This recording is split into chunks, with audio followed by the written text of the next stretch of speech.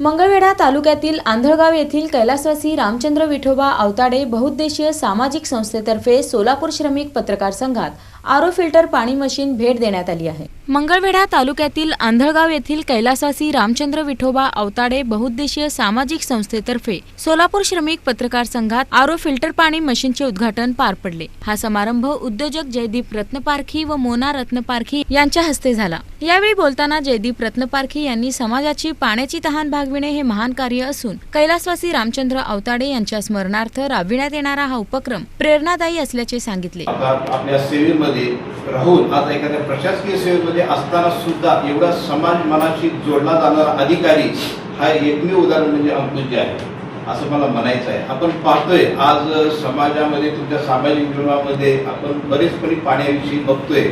तुम्ही पाणी पाजणारे बघितले असतील, पाणी देणारे असतील, पाण्यात बघणारे बघितले असतील, पण पाण्याची तहान हा शब्द जरी छोटा असला तो खूप महान आहे।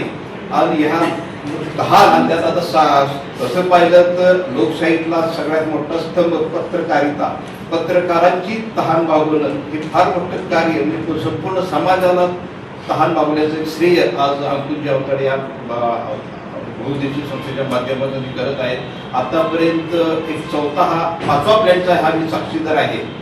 त्यांचं हे कार्य असंच पुढे राहू या आणि इतर जणांना यापासून प्रेरणा मिळालेली आहे, मिळत राहू आणि सामाजिक जाणीव ठेवून हे कार्य करत आहे याचा साथ अभिमान आहे। कार्यक्रमाच्या अध्यक्षस्थानी ज्येष्ठ नेते काशीनाथ पाटील होते। या कार्यक्रमास एक्साइज विभागाचे पोलीस उपनिरीक्षक अंकुश अवताडे, संस्थेच्या अध्यक्षा सपना अवताडे, खजिनदार ब्रह्मदेव माने, पत्रकार संघाचे अध्यक्ष विक्रम खेलबुडे, सरचिटणीस सागर सुरवसे, खजिनदार किरण बनसोडे, उपाध्यक्ष आफताब शेख आदी उपस्थित होते। पोलीस उपनिरीक्षक अंकुश अवताडे यांनी वडील कैलासवासी रामचंद्र अवताडे यांच्या स्मरणार्थ विविध ठिकाणी शुद्ध पाण्याची सोय करण्यात येत असल्याची माहिती दिली। तर ते एवढा म्हणजे त्यांचा शेड्यूलच नाही, असं कधी कुठली घटना झाली ती कव्हरेज करायला रात्र दिवस काही नाही आणि ते थकलेल्या भागलेल्या त्याच्यातून येऊन आता सध्या परिस्थितीमध्ये सोलापुरात तर एवढा तीव्र उन्हाळा जाणवतो।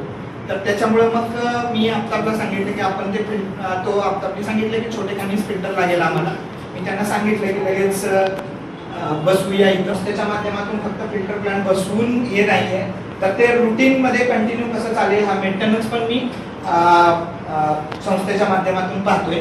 आपला फिल्टर छोटे खाणी असल्यामुळे एवढा काही मेंटेनन्सचा असा काही हे नाही येणार, परंतु तरी मेंटेनन्सच्या ह्याच्यामध्ये आपण ते मेंटेनन्स पण करत राहू आणि आमच्या संस्थेच्या याला असंच आपलं सहकार्य लाभो एवढीच हे करतो।